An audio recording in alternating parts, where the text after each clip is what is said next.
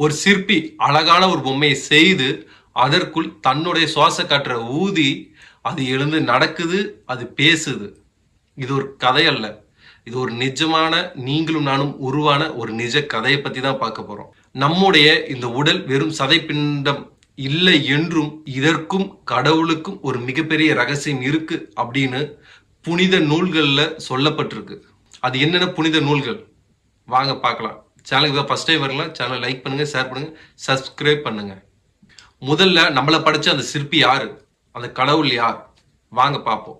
பைபிள்ல ஆதியும் அந்தமும் அல்வாவும் ஒமேகாவும் அப்படின்னு சொல்லிட்டு குறிப்பிட சொல்லப்பட்டிருக்கு பைபிள்ல ஒரு வசனத்துல.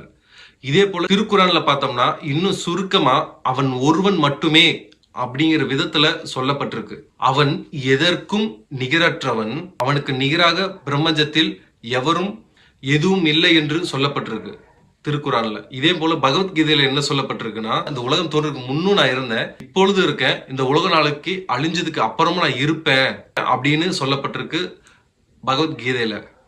இதே போல இந்த கதையோட சுருக்கம் என்ன அப்படின்னு சொல்லி நம்ம பார்க்கும் பொழுது, மதங்கள்ல பெயர்களை மாற்றி இருந்தாலுமே பிரம்மஞ்சத்தோட சக்தி ஒண்ணுதான் அப்படின்னு நம்மளால பார்க்க முடியுது இந்த 3 புனித நூல்கள்லையும். அதாவது பைபிள் ஆகட்டும், திருக்குறான் ஆகட்டும், அதே போல பகவத்கீதை ஆகட்டும், 3 புனித நூல்களையுமே ஒரே ஒற்றுமையுடன் கடவுளை ஒரே தோற்றமாக தான் சொல்லப்பட்டிருக்கு.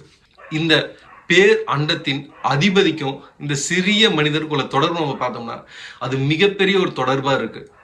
நம்ம நினைச்சு கூட முடியாத, ஒரு யூகிக்க கூட முடியாத ஒரு உறவாக தான் இந்த பேர் அண்டத்தையே படைச்சவனுக்கும் நமக்கும் உள்ள ஒரு ஒற்றுமை.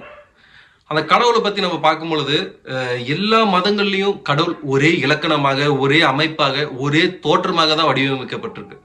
மனிதனாகிய நாம தான் தனித்தனியா ஒவ்வொரு கடவுளுக்கும் ஒரு பேர்களை வச்சு கொண்டு இருக்கும். 3 புனித நூல்களையும் நம்ம ஆராய்ஞ்சு பார்க்கும் பொழுது மூலின் இறைவன் ஒருவனே, ஆதியும் அந்தமும் அனைத்திடமும் கடவுள் இருக்கக்கூடியவனாக தான் பார்க்கப்படுது. அதாவது கடவுள் தன்னுடைய சொந்த குழந்தையாக பார்க்கப்படுகக்கூடிய ஒருவன் தான் மனிதன் அப்படின்னு பைபிள்ல சொல்லப்பட்டிருக்கு. இதுக்கப்புறம் நம்ம பார்த்தோம்னா தன்னுடைய சொந்த சாயல்ல படைச்சிருக்காரு கடவுள். திருக்குறள்ல பார்த்தோம்னா ஒரு படி மேல போயிட்டு என்ன சொல்லப்பட்டிருக்குன்னா, கடவுள் மனிதனை ஒரு பிரதிநிதியாக தான் பார்க்கிறாரு அப்படின்னு சொல்லப்பட்டிருக்கு திருக்குறள்ல. இதே போல பகவத்கீதையை ஆராய்ஞ்சு பார்த்தோம்னா அதுல என்ன சொல்லப்பட்டிருக்கு அப்படின்னு பார்த்தோம்னா, இந்த உறவை மிகவும் ஆழப்படுத்தி காட்டுது பகவத்கீதையில.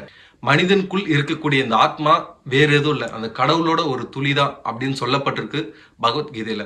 இது போல 3 நூல்களையும் மனிதனோட உடலோட புனித தன்மையும், மனிதனோட உடலுக்குள் கடவுள் வசிக்கிற ஆலயமாகவும் தான் பார்க்கப்படுது. நாம தான் அந்த உடலை வருத்தி கொண்டு அந்த உடலை